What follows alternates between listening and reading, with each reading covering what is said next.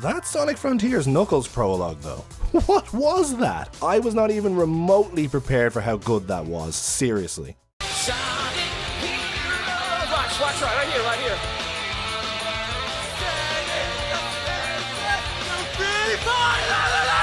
I simply wasn't expecting this short to be as significant as it was. After the whole 8 pages worth of comic we got, I was expecting something of similar depth for this.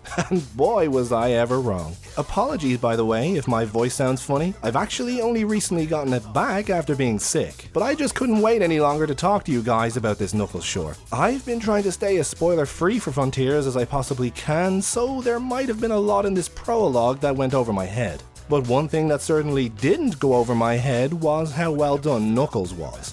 Nah, that isn't even giving it the props it deserves. Knuckles was absolutely awesome. It was so refreshing to feel like I was actually watching the character I grew up enjoying. And for an entire 5 minutes, he finally got the spotlight at center stage that he deserves. From the start, we see it firmly re-established that Knuckles is the guardian of Angel Island. Something I think is great to see after such a long time of him just turning up wherever with no explanation. He talks passionately about protecting the Master Emerald and every living thing on the island, which by the way includes freaking Chow. I always knew I missed these guys, but I guess I didn't know just how much I missed them until I seen them again here. What's the most common request you get from fans? Chow Garden? Is there a Chow Garden in this game? No. What? Knuckles is monologuing to himself about being a lone wolf and not really needing anyone else to get by. But that doesn't stop him being a big wholesome softie when it comes to helping out these little guys. Even at this early point, it was clear that we were dealing with a completely different Knuckles compared to the last 10 years. And I'm 100% on board with that. He talks about Angel Island being full of mysteries, and that even though he spent his whole life here, he still discovers new things every day. When he mentions new routes through the regions, it immediately put me in mind of Sonic 3 and Knuckles. Knuckles knew the island far better than Sonic, so he could easily get the jump on him and often took completely different ways through each zone. It's probably a pretty nothing reference in reality, but it's just where my mind jumped to straight away. Gee, I wonder why. Even after all his time here, he's still discovering new runes belonging to his ancestors as well as an unknown civilization that came before. These ancients we seen referenced in the Prologue comics. During some flashbacks to the events of the first adventure game, we see some slight throwbacks with Knuckles once again questioning his role as Guardian. And it's here we see that the series may finally be returning to the deeper and darker storytelling of the adventure era. Knuckles is now not only questioning the purpose of his guardianship, but whether or not it's the result of karma. Payback for the bloodbath carried out by his ancestors in their pursuit of power. This is actually a really interesting revelation, because it means Knuckles actually views his being guardian as a punishment. Past games always kinda gave the impression that he might be getting tired of it, or maybe that he was getting tired of being alone. But this is a seriously interesting twist on how Knuckles sees himself, paying penance for the sins of his tribe. After all his time diligently standing guard in solitude, his thoughts have had plenty of time to wander past his duty, and he's now starting to question the very origin of the emeralds. Who created them, and where did they go? Admittedly, I've always been really nervous about the idea of revealing the origin of the emeralds. I'm just one of those people who feels that once the mystery behind something is revealed, it kinda takes away the impact that mystery had in its universe. I always liken it to once the audience learned who the others in the show Lost really were. Once they became commonplace and we found out how they really lived, it kinda cheapened that whole build-up.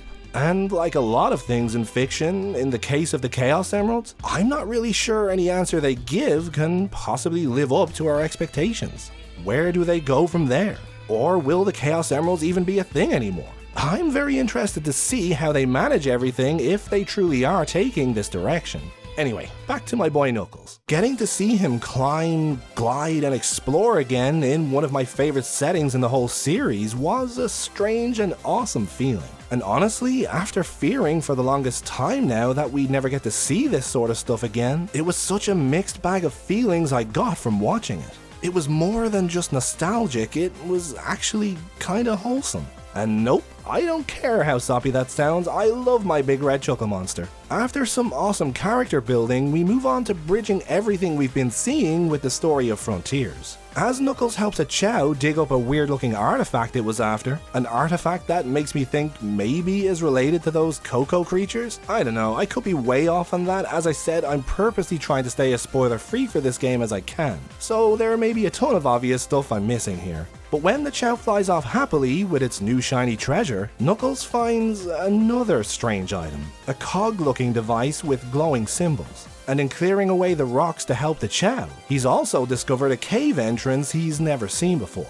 Inside, he discovers a strange shrine that we all know well at this stage, and after perhaps a little carelessly inserting the strange cog he found earlier, he's warped away to the Starfall Islands. I love that in contrast to how often he's been tricked by Eggman in the past. Now he's the first person Knuckles accuses. But instead of old Egg Belly, it's an entirely unknown enemy he finds himself confronted with. The fight scene that follows is up there with the best I've seen in this series. It's just choreographed so goddamn well, and the cocky dialogue for Knuckles throughout is just fantastic. Oh, an ambush, huh? Your funeral. Knuckles is well and truly back as a total badass, and seeing him return to his roots as an unparalleled warrior is frankly more satisfying than I can put into words. After so long of either being stuck in the background or just flat out misused, Knuckles has finally been redeemed in the storyline of a mainline Sonic game, both in terms of how he is written and his actions. And just the thought of that will never fail to put a big stupid grin on my face. After such a long time of being defined as a joke, it's just good to see things finally come right for him. And after dropping some moves Goku himself would be envious of, Knuckles soon realizes that this enemy is like nothing he's ever faced before. And we see Sage with what I'm guessing will be the Titan we have to defeat in the final game in order to free Knuckles from the cage he finds himself in. Knuckles thinks of himself as a lone wolf, a solitary warrior. He doesn't need anyone else to get by. But just like he's come to realize in the past, sometimes everyone needs help. Knuckles is just written so well in this short, and while I will always miss Scott Dreyer as his voice, I was very impressed by David B. Mitchell's performance here. After what I would have personally seen as a shaky take in the recent Tales Tube episode, he definitely pulled out all the stops for this. And along with the more accurate characterization, I just think this all came together perfectly.